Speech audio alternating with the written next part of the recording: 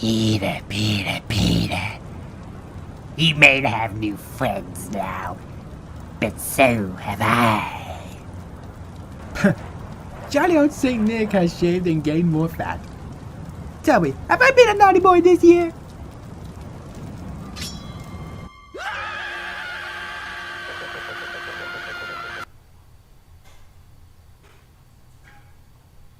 And so it begins. The final chapter of the Into the Spider-Verse saga. I've spent a 3-part video and a comparison video with Miles Morales' game shitting on Into the Spider-Verse. But now, I really need to do this one. Last time we did that, I was comparing to how the PS5 Miles game pretty much fixes the issues I had with the Miles Morales aspect. Now we got another Spider-Man movie that utilizes the multiverse. And spoiler alert, the final good MCU product before Disney curls us into a ball and shits its pants. Seriously, after what they did to Zeus, I was pretty much done with the MCU.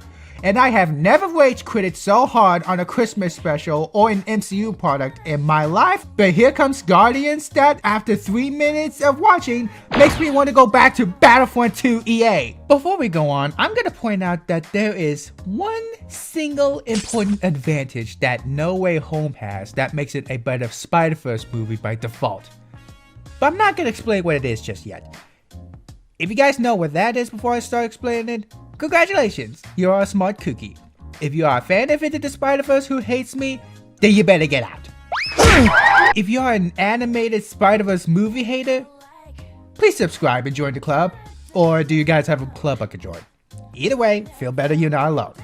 If you wish for me to see Across the Spider-Verse, no. If you think my voice is annoying, first off, ouch. Second off, that's rare to hear. Last time I heard is from 1 or 2 idiot bratty schools in high school. And third, get the fuck out if you think my voice is unbearable. Just like how I'm not watching animated movies like Puss in Boots 2 and TMNT Mutant Mayhem that are inspired by Spider-Verse because it looks ugly to me. I'm gonna start by saying right now, these two are the worst Peter Parker Spideys I've ever seen in my life.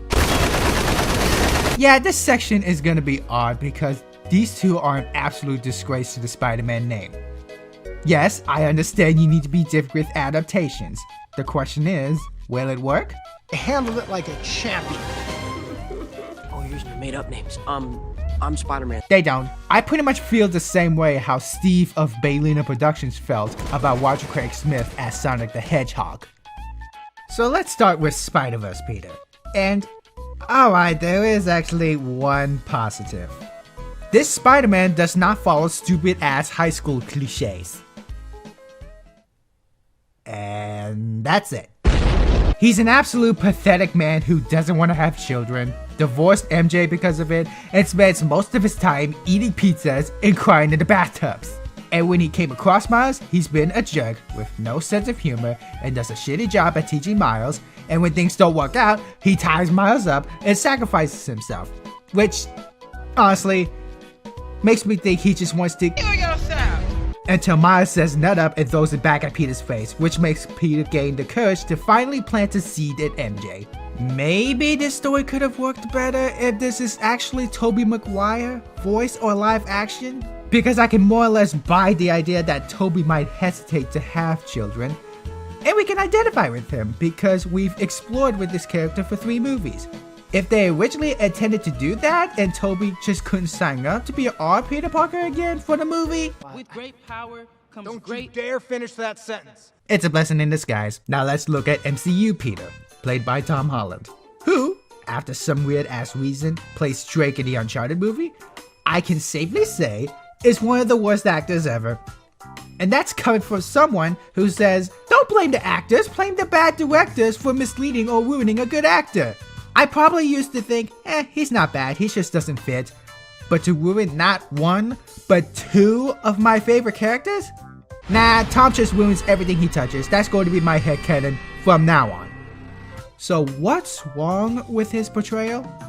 The fact that he's a wimp. And looking back, it's pretty much all Tony Stark's fault.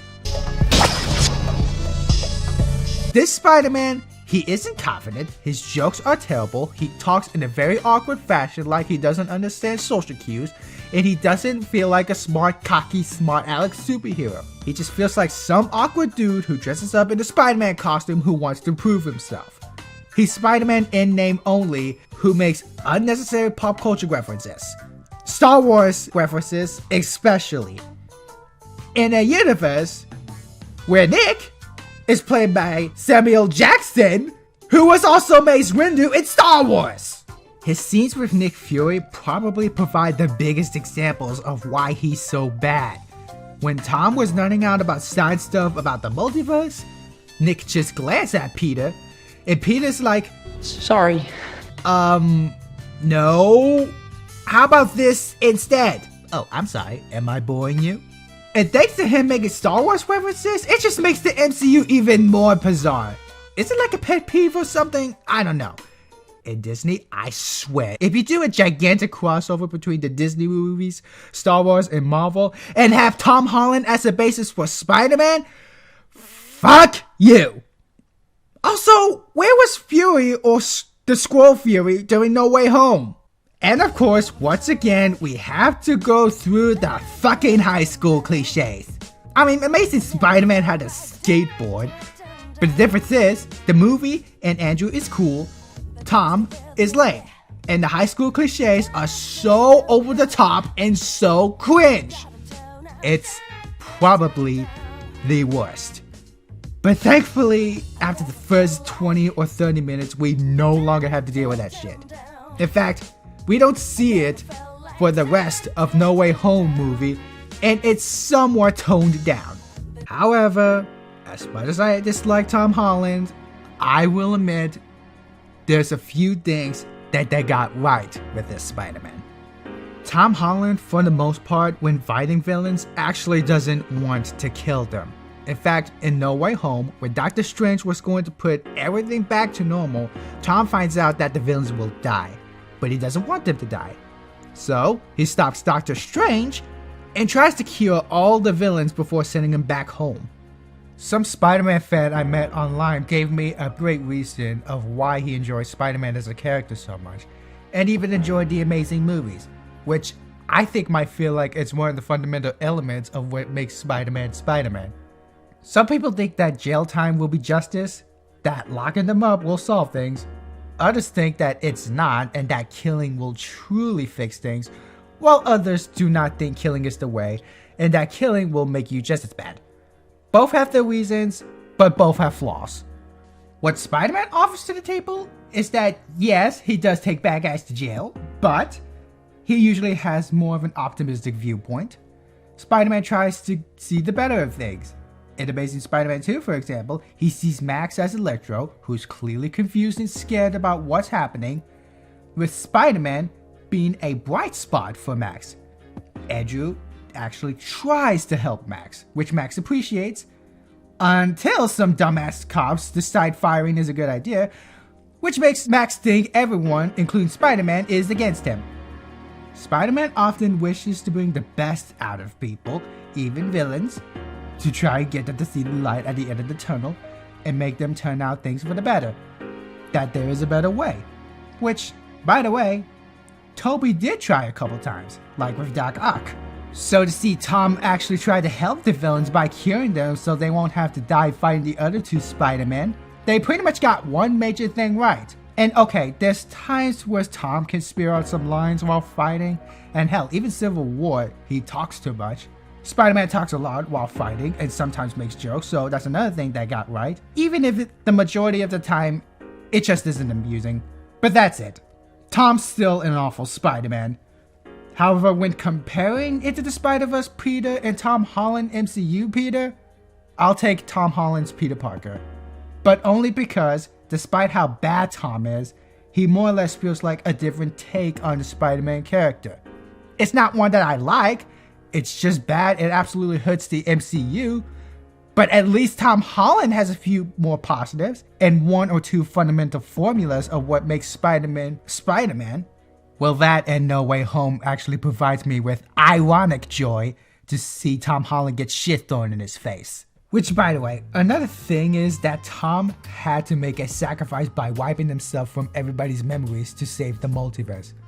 Tom pretty much fucked up and was responsible for this huge mess, so how fitting that the consequences he faces is ending up being forgotten to save the world. Into the Spider-Verse, Peter, he's just a sad, pathetic man who I just want to see him die, and there's not even ironic entertainment to be had with him either. He's just a big dick sometimes. Doesn't follow one single fundamental character rule about Spider-Man whatsoever. He's like Luke Skywalker and The Last Jedi, except Spidey is worse. At least with Star Wars, it's not a different multi-dimensional version of a character. At least we experience what Luke has went through, for better or worse. It's not like we jump to a different dimension and they decide to make Luke a hopeless dick who doesn't follow one fundamental rule of what makes Luke Skywalker. Also, Luke is sulking and drinking space cow milk because he made a mistake of not turning off his lightsaber after deciding not to kill Ben, causing Ben to become a Sith with temper. Spider-Verse Peter is just sulking because he's scared of having kids. It makes Last Jedi Luke have more credibility. Oh, speaking of kids, wanna know the last nail in the coffin? There's a Spider-Girl Mayday Parker comics where Peter likes to have kids, but what made him retire from Spider-Man is the fact that he got his leg taken away from his fight with the Goblin. That Spider-Man might not win Father of the Year awards anytime soon, but at least he's not pathetic. The guy is a warrior.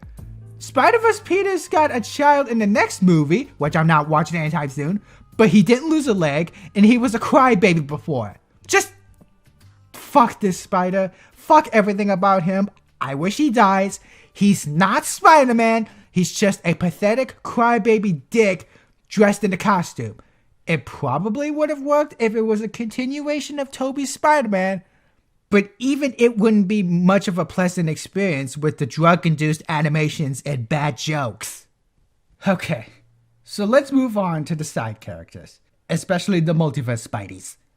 We got Gwen Stacy's Ghost Spider, who rocks a punk hairstyle and is played by an actress who's been in a much better movie like True Grit 2010, and even a decent Hawkeye show. She acts as Miles' romantic interest, and that's the only qualities I can think of when it comes to Gwen. She really isn't all that memorable. I cannot remember much from this Gwen. Spider-Man 3 Gwen, and especially the Amazing Spider-Man Gwen, has much more character and story. Well, okay, Spider-Man 3 Gwen may not have much of a point, but it doesn't change the fact that Spider-Gwen is not all that appealing, aside from the fact that her actress starred in one of the greatest Western movies and remakes ever. In the MCU side, we have MJ, or Michelle Jones, I don't know why the name changed, but okay, who is actually kind of good. She's got a much more memorable personality, she's got a strange but decent sense of humor, and she did make me laugh once or twice. I don't really have much to say about Michelle. She's no Amazing Spider-Man Gwen Stacy, but I'll take it in comparison to Spider-Verse Gwen Stacy. The three Spider-Verse people, the pig, anime girl, and Nicolas Cage. Why Nicolas Cage? They're just extended cameos at best. What sucks about Spider-Verse Spideys in the movie is that they have lazy ass, let's start from the beginning exposition with artsy comic book shit because they automatically think having a comic book style in a movie will make it good when it doesn't. Honestly, it just feels like flat fan service. These guys either have no personalities or they're one-dimensional. They have flat-ass stereotypes, flat-ass exposition backstories. They're not funny. There's barely anything that makes them unique when they fight, other than the fact that Anime Girl has a mech and the pig is a cartoon. And worst of all, they're horrible teachers. Just rushing Miles instead of doing a few basic common things like wall crawling or whatever. Basics are what wins and loses fights. Basics are the simplest and quickest way of winning. So Right. that's why they're the first layer that you start with first, and then you get more complex later. Let's compare the backstory stuff to a DC movie back in 2016. Honestly, it makes me even more shocked to how the Spider-Verse movie is well received. In the movie, we get some context with many of these characters, but it has a better style and the backstories are a bit longer.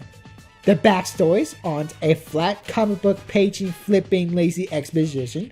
It's Amanda Waller going over the files of each villain who ends up becoming the heroes of the story. Each character has different styles and stories. Spider-Verse uses the exact same one. In fact, the last 3 Spider people, they pretty much use the same style with all 3 at the same time. Amanda did do some narrating, yes, but unlike Spider-Verse, we don't hear it all the way through. They let the scenes play out. We experience what the main guys are going through, and they have a decent enough time. It wasn't overly long, but it wasn't too short either. Why is it that a poorly received DC movie did a far better job than an Oscar-winning movie is beyond me. Suicide Squad was trying very hard. It feels like Spider-Verse didn't have to try because, hey, it's multiverse. We don't have to try within reason. I could read fan fictions that put more effort into a story than this. I should know. I took an MCU-esque route before making my Avengers Chapter 1 fan-made video. Hey, look, I'm advertising shit. They're not supportive of Miles, and even when they try, it's not effective, or they're morons to think that they're the same as him. They're not. Teaching the basics like wall crawling and web swinging could have been somewhat effective, but nah. They do a terrible job teaching, and because Miles wasn't effective enough, they strap him in the chair. I mean, come on guys, Miles could just hit the button and run away, because that's what he's good for, running his ass off. Just protect his ass, go on over to the portal, and then tell Miles to be a pussy once they all go back home. Unless he wants to die slowly and painfully, being stuck in Miles' universe. And why is Nicolas Cage in this movie? Number 1, Nicolas Cage tends to be over the top in live action. Spider-Man Noir is not over the top. Noir is deadpan at most. So it was already a bad sign that he's casted as Spider-Man Noir, because that's like casting Jim Carrey and making Dr. Robotnik a serious role instead of a goofy and sometimes threatening role. And yes, I know he's capable of drama, but that's not what he's mainly known for. Number 2, Cage is bland as hell and also sounds too old for the character. A bland Cage is bad Cage. I associate Nicolas Cage with this. I think you better pull the trigger, because I don't give a fuck. I've got a lovely bunch of coconuts. Here they are. I know what this is. They'll try to snub me out because of his lazy little nephew being around. H-I-J-K-L-M-N-O-P. Q-R-S. Good afternoon, sir. Hello. Not this. Wherever I go, the wind follows. And the wind, it smells like rain. If Cage is casted in a separate Spider-Man Noir series, it's an Insta-Dead project, and you can't convince me otherwise. I haven't seen much of Spider-Man Noir aside from Shattered Dimensions, but even I know they fucked up right off the bat because they got Cage to play the role. I just cannot help but think that they got Cage because he needed the money to pay for the bills. I want Christopher Daniel Barnes back! Or better yet, tell Nick to go back to playing Ghost Rider. Or playing Superman for a cameo in The Flash because of that script that never followed through. And seriously, we're doing a color joke because Noir is black and white and gray? That joke was done in the Ultimate Cartoon and it wasn't funny there either! Greener. What's green? Oh, and by the way, Shattered Dimensions did have some yellowish colors when you're out in the spotlight, and the comics themselves have actual color! Oops! Now, let's get to the real meat. let us get to the absolute best thing of No Way Home, and the only reason I watched in the theaters and intentionally spoiled myself for. Andrew and Toby. It's not just fan service casting either. They're the exact same Spider-Man with the exact same stories, with the exact same struggles. The actors have the exact same personalities. Anyone who's watched the previous movies before the MCU should know exactly what they are getting into. Has anybody figured out what advantage No Way Home has over Into the Spider-Verse yet? A positive thing right off the bat to say is that they do not have a very bad plot point of new Spider-Man who just got his powers and is immediately thrown into the middle of everything. It just wouldn't work in a Spider-Verse movie. It would work as a new psychic plot on its own, but that's it. Everybody's experience in No Way Home, a Spider-Verse story. Exactly how it should be. And another bad plot point that I'm glad isn't in here is that there isn't a plot where the longer someone is outside their own dimension, they'll actually be dying. That plot point is absolutely pointless and isn't even in the Spider-Verse comics. Worlds colliding for the longer they're outside their own universe is pretty much one of the simplest ways to go. Which is also the case with the crappy movie, by the way. It should have just stuck with that plot point alone.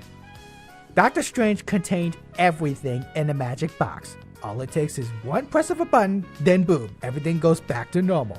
The only downside is the villains dying. Even though they come in the second half of the movie, they have substance and come exactly when the movie needs them to come out, which is when Tom hits rock bottom after Aunt May dies. Not before Aunt May's death, and unlike the Spider-Verse spiders, Andrew and Toby are supportive throughout. And the only time they, or should I say Toby, isn't supportive is when he stopped Tom from killing Goblin. Which, to be fair, is the right call. And also gives Toby something to redeem himself after claiming vengeance on who he thought killed his uncle didn't make him feel better. Teaching isn't an issue either, since they're all experienced. Insomniac Peter is a better teacher, by the way. It also helps that Toby and Andrew have just enough screen time in No Way Home. Only 3 Spider-Man, 2 of which are from different universes, with plenty of stories on their own, is enough. No more, no less. Spider-Verse Spideys are only there for flat service and to fight off extra villains, which are just as unnecessary to have.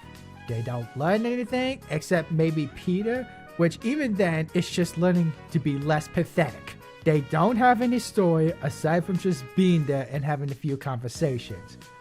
Toby and Andrew are fan service, yes, but it's not flat because they have a chance to redeem themselves from their past failures and we see the story continue while colliding with one another. Believe it or not, this movie has one of the best cases of learning how to work together in history. Usually there's a tiring, dragged out cliche where the heroes do their jobs, but when they're on a team, they argue and disrupt each other in battle, they go their separate ways before eventually coming back together when properly motivated, and suddenly they work well with each other. Here, they do disrupt each other accidentally trying to cure all the villains at once, but it doesn't work very well. But they acknowledge that they suck because they don't know how to work as a team, except Tom. So after some careful thinking, they decide to take it slow and focus one at a time to make it easier to manage. It's quick, it's smart, it's aware, and it's a great way to break from that tiring cliche. They all support each other as well. They all talk about the struggles they had back in their own world and how it has haunted them for a while. And they put Tom back on his feet and don't want Tom to end up with what the other 2 Spider-Men had to deal with. They both have a bit more story than, hey, I'm fan service. You can pretty much consider that No Way Home is a sort of Spider-Man 4 and Amazing Spider-Man 3 in a way. It's thanks to Tom that Andrew and Toby get to redeem themselves from the bad stuff that's happened in the past and got to cure instead of kill the villains. I also love that 3 Spider-Men have enough screen time together and engage in conversations together. The scene in the Statue of Liberty, it's an improvised conversation, and what warms my heart is that when Andrew said he's lame by comparison, Toby said that Andrew is not lame. He's amazing. I feel the same way too. Andrew isn't lame. Also, 3 Spider-Man pointing at each other is actually funny and has a much better placement and delivery. They're all named Peter, so having the pointing and confusion about which Parker is which Ned is talking about, it just feels natural.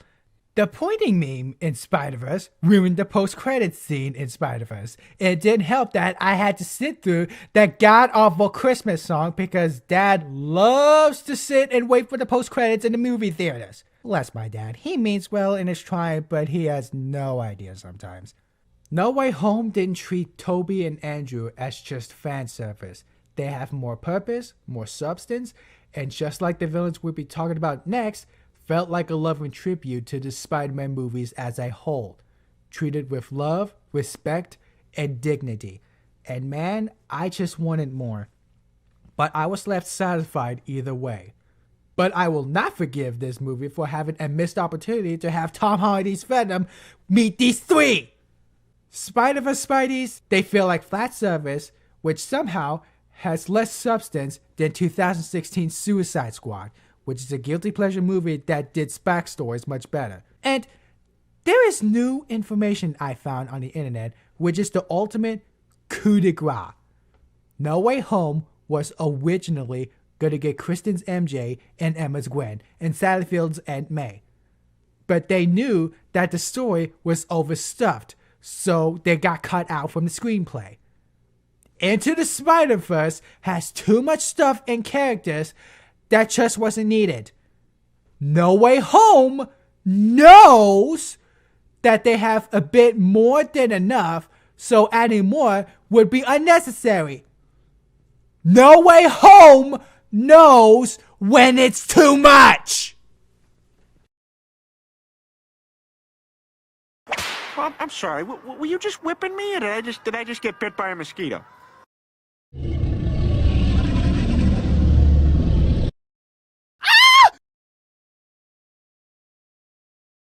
No! No! No! No! No! So, what about the assholes who like to squash the spiders?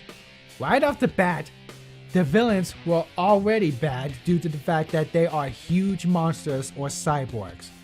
I don't understand who made these design choices, and I don't understand the purpose other than the sake of it just being different. It also doesn't help that many of these villains, the Green Goblin especially, are nothing more than just goons. Ultimate Spider-Man comic, the Green Goblin was probably one of the most powerful evil dudes who has killed Peter Parker. But at least there, being monstrous had a purpose, and it was just one villain who's monstrous. Just one! Oh, and Dr. Octopus is a woman. Okay, is there substance? Is there a unique take? No. No, there isn't. Spider-Man Shattered Dimensions has Lady Ock, but there, she's a villainess who appeared in one specific dimension, the 2099 world. And she's a character that was created for the game and to try something different instead of using Amazing or even Ultimate Doc Ock. She at least has somewhat of a multiverse aspect. I can buy having a Lady Ock who is in a futuristic world, which is vastly different than Amazing and Ultimate or whatever generally has fat male Ocks. 2099 Lady Ock is a smart scientist who has a fragment and seeks to have high power combined with her genius mind. And this is in the distant future, so either she's somewhat more difficult than the original Doc Ock or a different kind of difficult that the spider has to deal with. Here in Spider-Verse, she's an insane woman working with Kingpin who wants to study and see in exact detail of the other worlds colliding and destroying one another for her own sick studies because she's sick and insane. No other character motivation that isn't cheap or lazy. And just like the monster villains, she lives in one world. The main world of the main character, which is Miles, I think she would have been a better villainess, insane or otherwise, if she is the one who manipulates the Kingpin before eventually backstabbing him at a certain point in the story. It becomes a much more serious threat. Just like how Kefka in Final Fantasy VI was a henchman before gaining ultimate power himself and backstabbing his boss. Also, for those of you who think I am sexist for thinking Lady Og is pointless because of the gender change, fuck you. 1, I did not have this issue in Shattered Dimensions. 2, Whiplash has a gender change in Avengers Earth's Mightiest Heroes, who appears in 30 seconds of the entire show, and I freaking want to give her more attention. 3, I don't think Rey is a bad character in Star Wars. Starkiller is just as much of a Mary Sue as her, if not more. But people hate Rey because she's a female main protagonist. And also maybe because of how the sequel trilogy treated Luke Skywalker, which I can understand that part a little. But who do you think I am? Jason Underwood from Hell's Kitchen? Hell no! Here's the thing, if you wanted to have the villains be monsters or a different gender, you gotta have context and substance. If you want to utilize the Spider-Verse element a little bit more, then how about that the villains of Miles' universe have died, so Kingpin of that world summoned the villains from other universes for backup. And Lady Octopus is either the wife or the daughter or admirer of the original Otto Octavius, who likely died because of Spider-Man, accidentally or not. Oh, and even better, how about if each of the villains come from a universe of each multiverse Spideys? It'll also provide a reason why these Spideys has come to the universe as well, and you can come up with different and creative ways villains does things in their own separate worlds. Like, I don't know, maybe a mechanized scorpion from anime Spider-Mech world. Or, I don't know, Hammerhead from Noir universe, which Spider-Man Shattered Dimensions did, by the way. Point is, we got 6 Spideys. Why not at least bring the villains from where they came from and drop that pointless, stay outside of their own world and they die plot point, and come up with crazy ideas for the villains aside from being one-dimensional monster goons? The villains in No Way Home were not goons at all. They have personalities and characters with their own agenda, with Goblin being the worst of them all. But oh, we're not even at the worst of it. The Kingpin.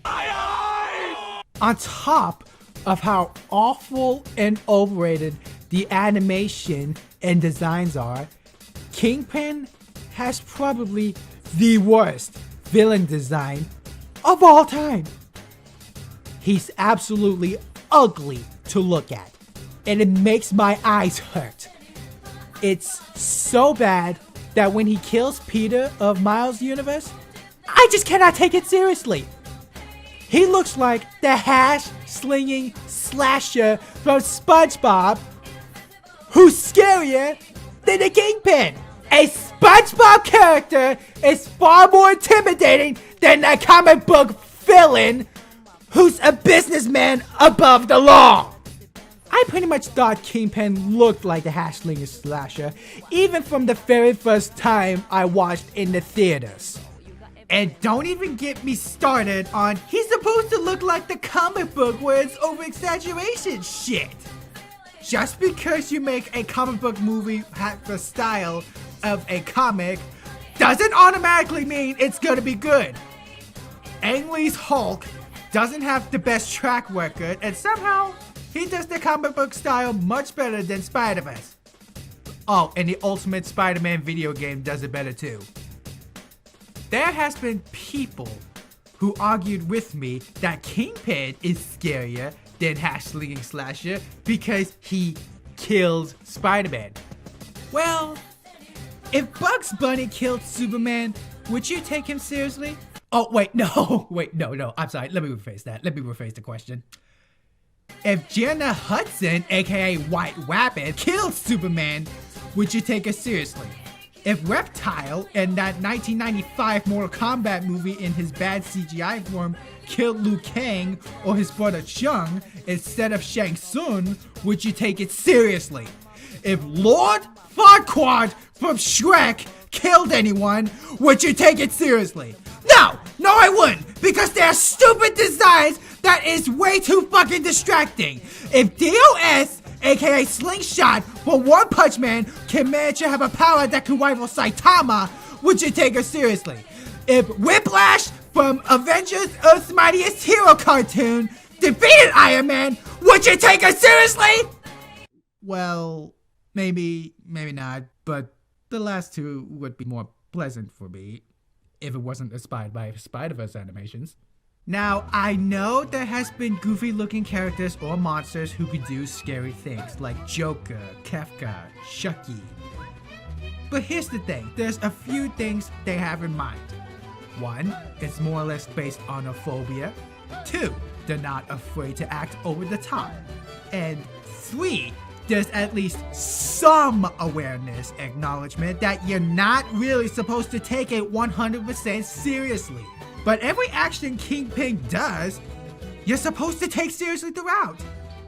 The design has no indication whatsoever that justifies his over-the-top appearance of looking like a SpongeBob character.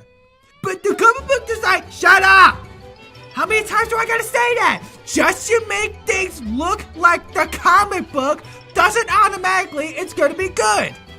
Ang Lee's Hulk! He's barely a business mofo who's above the law who means business. He's just a fat man looking to bring his family back via the multiverse.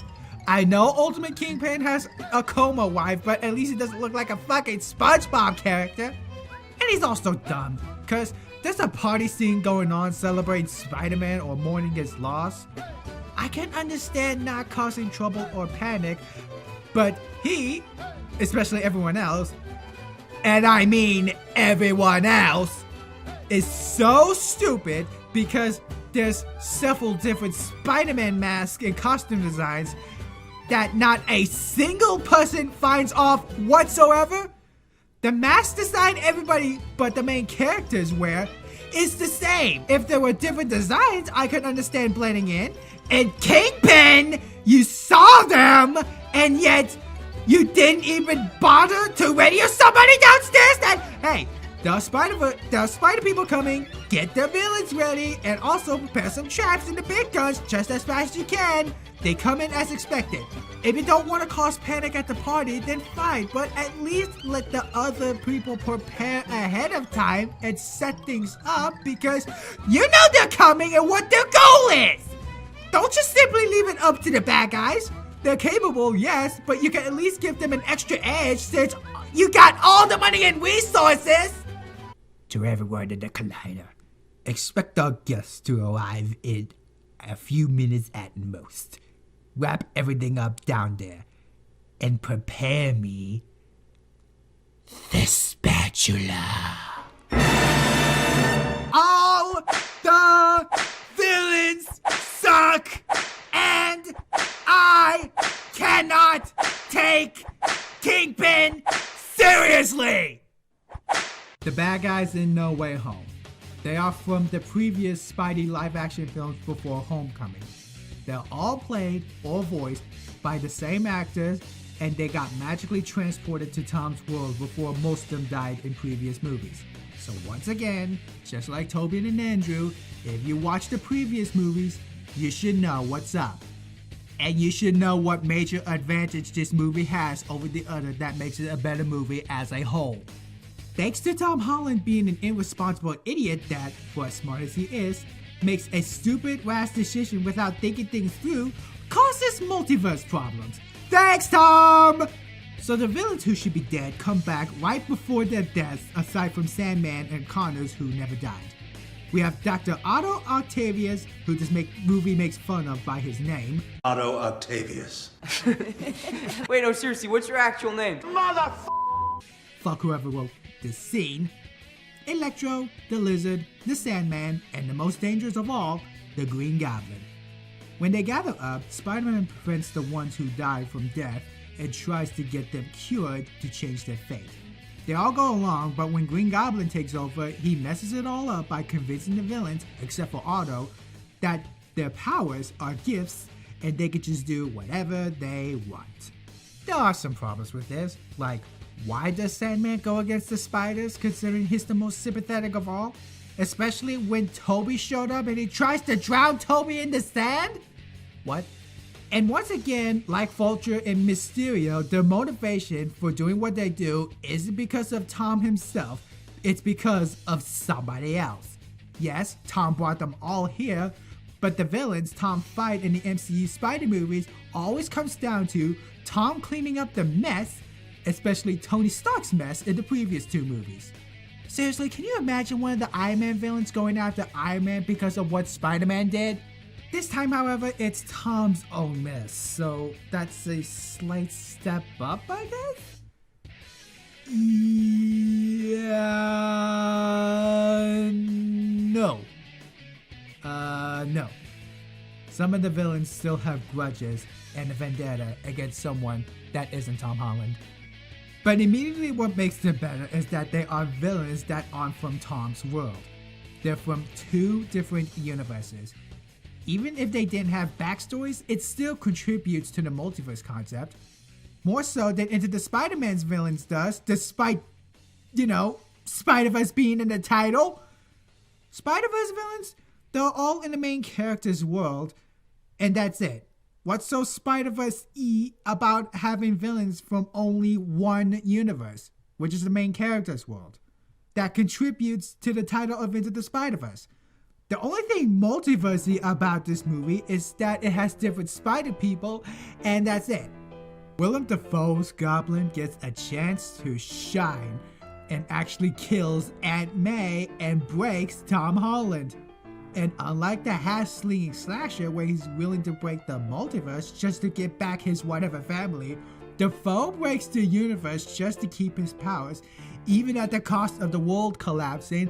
And when Tom gets so pissed to where he wanted to kill Dafoe, he said this. Attaboy. Oh, and back to the whole sexist thing one more time. If Lady Ock is supposed to be insane, which I'm sure isn't the intention, she isn't silly or over the top in a funny yet intimidating way.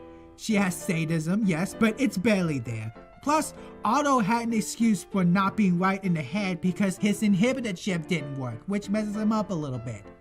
Can someone tell me what Lady Ock's excuse is so I can end up reading it and forgetting about it because I don't want to think about Into the Spider-Verse again? The bad guys in Into the Spider-Verse are stupid generic guys with no personalities who for some reason has monstrous designs and do not contribute to the multiverse concept other than being obstacles who really just live in the main character's, who is Miles Morales' world. Whose main baddie looks like a SpongeBob character I'm supposed to take seriously, but I just simply cannot due to how horrible he looks. The bad guys in No Way Home are all guys we are familiar with, few of which aren't afraid to get a little hammy, thank you Dafoe. And they don't look stupid or have confusing monstrous or gender change designs that don't contribute to anything. At most there's Electro having a human body and Yellow Lightning due to their energy being different. They come from different universes and overall play major factors of the multiverse concept. Also, it's very cool to see them interact. It's fan service done great. So back to what I said trying to build up my main point. What advantage does No Way Home have over Into the Spider-Verse that makes No Way Home a far superior Spider-Verse movie? No Way Home is a story that is supported and earned by multiple entries. Do you know how many comics there are aside from the 616 universe before Spider-Verse came in the 2010s? Hundreds! Thousands! And there has been a lot of different takes in universes too. How many live action movies did Spider-Man have before No Way Home? Even if Spider-Man was just a guest? 10! 3 for Toby, 2 for Andrew, and 5 for Tom. 3 of which are guest appearances, which makes sense considering it's the cinematic universe, even if Tom Holland sucked as Spider-Man. And how many movies does Into the Spider-Verse have? None whatsoever. It's a corporate sellout movie that decided to use the Spider-Verse concept with absolutely no development or movie to back it up, just to interest the fanboys. Just didn't feel like that they have to try because, well, multiverse, who gives a shit? There's an excuse for everything. Screw giving it more reasonable layers. It doesn't even go all out either. It's a Spider-Verse movie that barely utilizes the concept other than having different spiders come into Miles Morales' world. It's not a Spider-Man movie, it's a Miles Morales movie that just stars other spider people, who does shitty jobs at teaching Miles the ways of the spider. If you took away half the spiders from the story, not make the multiverse the main focus aside from 2 characters, and change the fucking title, it probably would have worked as a Miles story mainly. A Spider-Verse story? Maybe, but it should take a backseat and take away some plot points, and it's extremely ugly to look at. It's the same issue I've had with Doctor Strange in the Multiverse of Madness. It's advertised to have the multiverse aspects, but it's not utilized very much other than the Illuminati characters who's only there for flat fan service. It's also insulting because Logan was Patrick Stewart's Professor X perfect swan song and Doctor Strange ruined it! And Multiverse of Madness is Shawshank in comparison with Into the Spider-Verse. If we're not going to rely on previous entries, which is now my headcanon that it's a major downfall if we can't, by the way, then perhaps you should have somehow utilized the multiverse concept a bit more, like having different villains from different dimensions with unique concepts, and maybe have one of them be monstrous. Random stuff that pops up as a side effect of the universe colliding that'll usually be a hindrance and only occasionally be beneficial, not just a few people! Oh, and to top it all off, even if we did get new characters like Spider-Gwen, Night Spider, and so on and so forth, the Spider-Verse comics actually took the time to give 1 or 2 issues so we can know what their story is before the big event. Just like how the first Avengers movie in 2012, we had to have 1 or 2 movies to figure out what the deal is with each of the main characters. It wasn't exposition, it wasn't a stupid skit reusing the same style over and over. They're practically separate side stories to give a much more flavored context. You don't go over the characters via exposition and disguise how lazy you are by trying to be artsy with comic book style with acid trip, low frame rates animations that might send people into hospitals from just watching this crappy animation. And why is everybody supporting this and teaching this in animation or film schools? I don't understand it! I am making my own Avengers stories that consist of different characters from different franchises, and even I gave them stories that built up to this crossover! And yes, no joke, I know 1 or 2 people who couldn't watch the movie because of how bad it looked. And that if they continued watching, they probably would have ended up in a hospital just from having seizures or something. This movie's so ugly, it's actually dangerous for some people to look at. So yeah, that's the advantage No Way Home has that makes it better by default. No Way Home is a true Spider-Verse movie. A movie that has a concept only supported by previous movies, including different universes. Well, okay, you can count Tom Hardy's Venom, but it's a gigantic middle finger considering Venom 2 built up the hype that he was going to be a part of No Way Home, and yet he's nothing more than a cameo reacting to the MCU. Sony, you are fucking morons. Who's the guy who made this wasted opportunity? No Way Home knew that they had too much, and at least they're backed up by other movies. And also to not bring in any more additional characters because it's too much to deal with as it is. And I mean that literally. The writers knew they had too much. They tried to add in 3 characters but ultimately cut them out of the story. And one character that they could have added in wouldn't have made sense either. Spider-Gwen? Ooh, let's put her in the movie because people simp for her despite lacking in backstory. Anime Spider-Mech? Nora? Pig? Let's recycle the same comic book acid trip because it's just so good. Who cares about giving it a different style? What are we, Suicide Squad whose villain backstory has much more variety and style? Pfft, fuck variety! Into the Spider-Verse didn't have to try. They just relied on the success of the Spider-Verse comic books, they disguised themselves as art, and they fooled everyone sadly. It won an Oscar, and sadly some schools are teaching them that this art style is good when it's not. No Way Home is a movie that I would have been okay with winning an Oscar. 20 years of live-action Spidey movies have all built up to this one movie. It's a movie that rewards you for being a Spider-Man fan who has went through the live-action movies. It's a movie that tries. It has enough reason to exist other than fan service and money. It cares! If this movie came out before Into the Spider-Verse, I swear, it probably would have won a lot of rewards. And I can guarantee that Into the Spider-Verse would have been looked at differently afterwards. And that's my comparison. But at least it's done. One of the worst, most painful movies I've ever seen, topped off with how No Way Home and PS5 Miles Morales game fixed all the issues I've had with the shitty movie, and it's done! Whether or not I'll be viewed as the scumbag of the earth, a nitpicker, an attention-grabbing crybaby, a fake critic, a Spider-Man hater for hating this movie, or whatever degrading terms, it all remains the same. I hate the movie. I find it extremely overrated. I have given reasons to why I've hated it. I have expressed how I felt about this many times. Videos like these, I made them because I have to unwind. This is therapy for me. And for the record, I didn't expect to hate this movie at all before it came out. I really didn't. I wanted to enjoy it.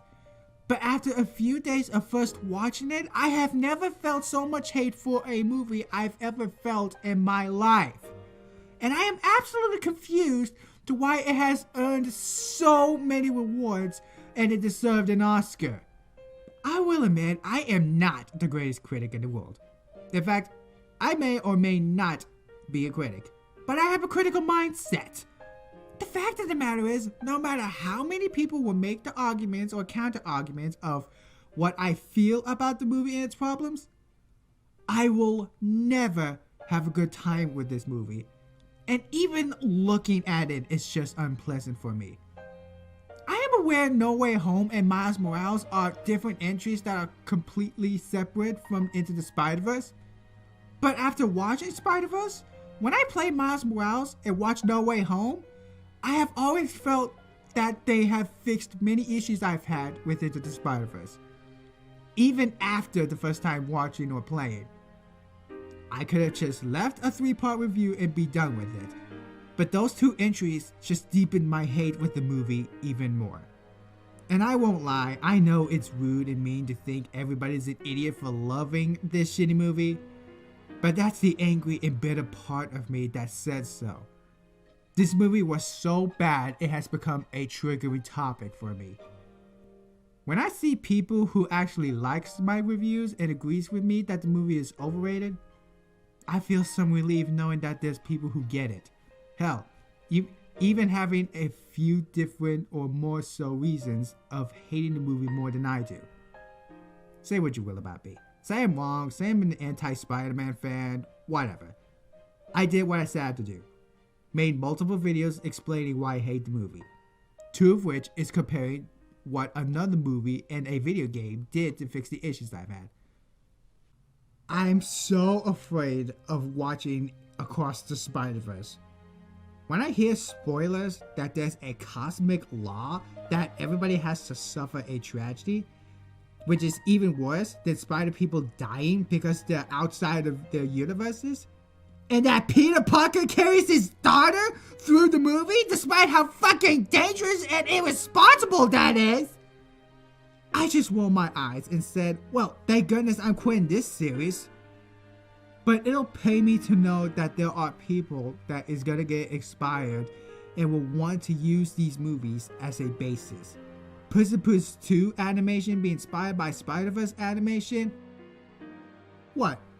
Was the animations you did before, including Shrek, Kung Fu Panda, was not great enough as it is? Fuck off, DreamWorks! Cosmic Law like the canon event? Fuck that concept. I'm not using it.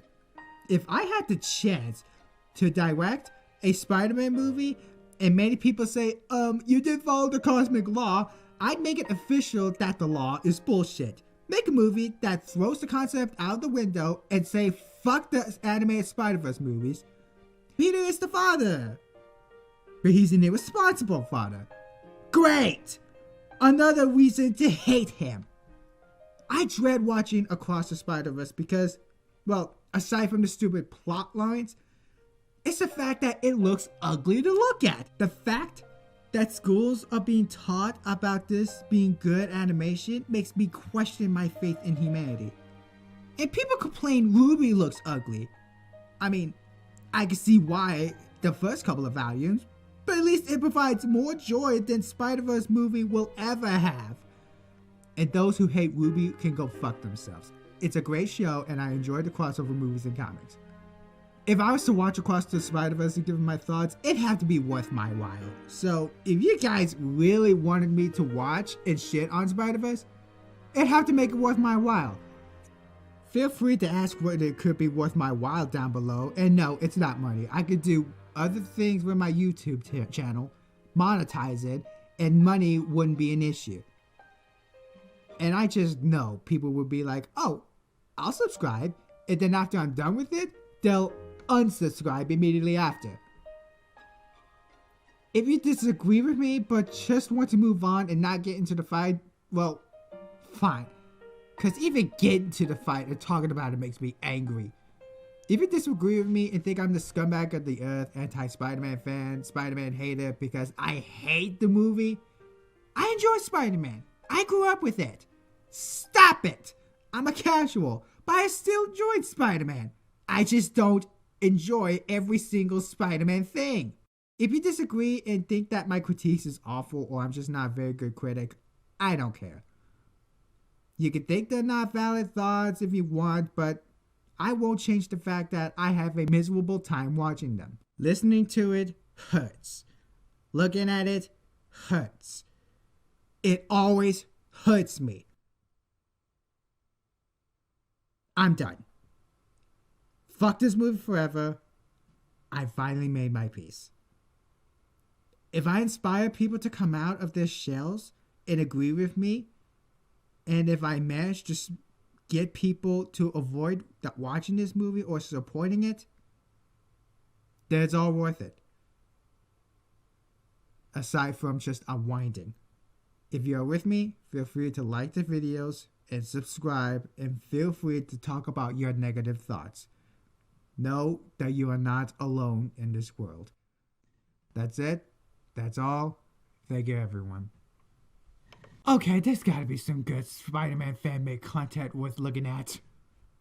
The Spider, short horror film? What's that about?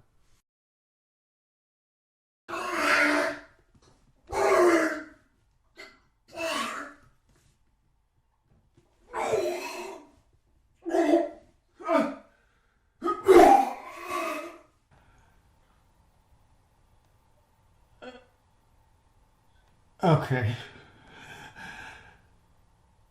Maybe Into the Spider-Verse wasn't as bad as I thought it would be.